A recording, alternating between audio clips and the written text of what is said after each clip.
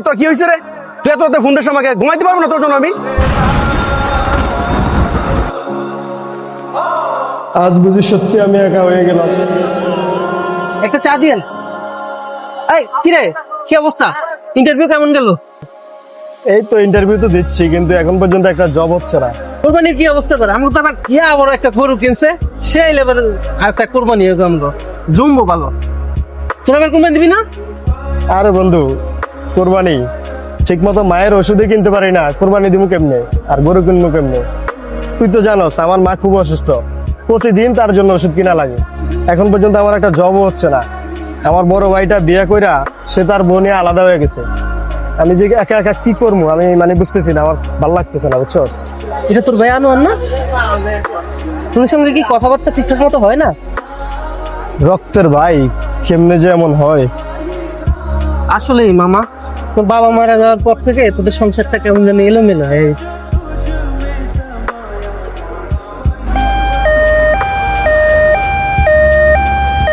আমি যে এখন কি করি, এতগুলা টাকা কই থেকে যে আমি ম্যানেজ করব? হ্যালো বন্ধু তামজিদ, বন্ধু আমি খুব বিপদে আছি, হসপিটালের সামনে। আমার আম্মারও হসপিটালে নিয়ে আসছে, আমার কিছু টাকা লাগবে বন্ধু। ইমার্জেন্সি 10,000 টাকা আমার একটু ধার দে বন্ধু, প্লিজ বন্ধু, না করিস না, আমার খুব দরকার। হ্যালো বন্ধু জুয়েল।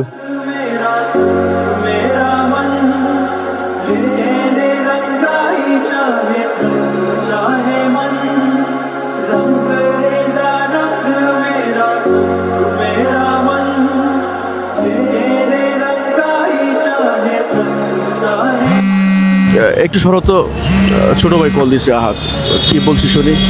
হ্যালো ভাইয়া। এই তোর কি হয়েছে রে? তুই এত রাতে ফোন দিস আমাকে, ঘুমাইতে পারবো না তোর জন্য আমি।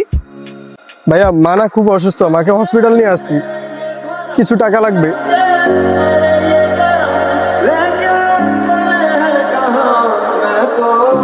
ধুৎ, টাকা টাকা টাকা।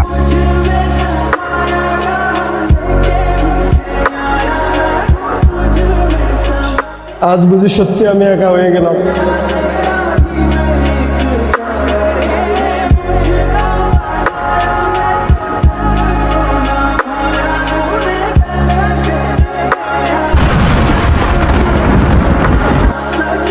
আহাত, মা কোথায় রে?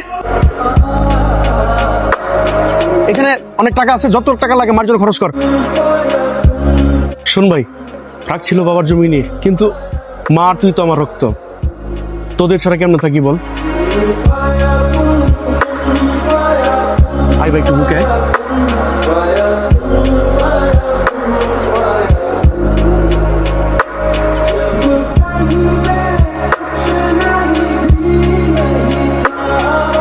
শোন, বাবার জমিটা বিক্রি করতে হবে না, এই দে যত টাকা লাগে কুরবানির জন্য আমি দিব। আগে চল, মাকে বাঁচাই।